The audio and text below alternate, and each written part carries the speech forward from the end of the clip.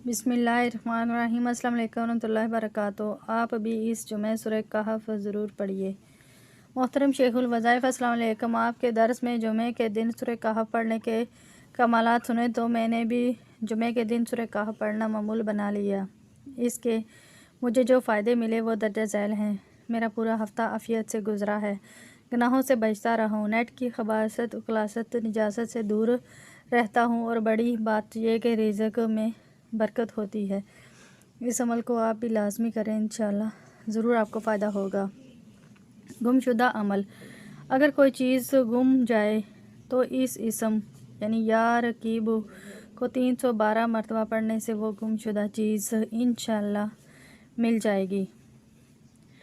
हदीस नबी सल्लल्लाहु अलैहि वसल्लम है, गैब से रिज़्क़ मिलने का वजीफ़ा। एक शख्स ने अर्ज़ की, या रसूलल्लाह सल्लल्लाहु अलैहि वसल्लम, दुनिया मुझसे फिर गई, रिज़्क़ तंग हो गया। आप सल्लल्लाहु अलैहि वसल्लम ने फरमाया, तुम फरिश्तों की तस्बीह पढ़कर दुआ नहीं करते जिससे रिज़्क़ बढ़ता है। वो तस्बीह ये है, सुबह की नमाज से पहले या बाद में 100 दफ़ा सुबहानल्लाह व बिहम्दिही सुबहानल्लाहिल अज़ीम व बिहम्दिही अस्तग़फिरुल्लाह पढ़कर इसकी बरकत से दुनिया तुम्हारे पास ज़लील ख्वार होकर आएगी और तुमको गैब से रिज़्क़ मिले करेगा। और इस तस्बीह के हर कलमे की बरकत से अल्लाह ताला एक फ़रिश्ता पैदा करेगा जो क़यामत तक ये तस्बीह पढ़ता रहेगा और तुमको इससे सवाब मिलता रहेगा। इस शख्स का कहना था कि मैंने ये वजीफ़ा पढ़ना शुरू किया और हमेशा पढ़ता रहा।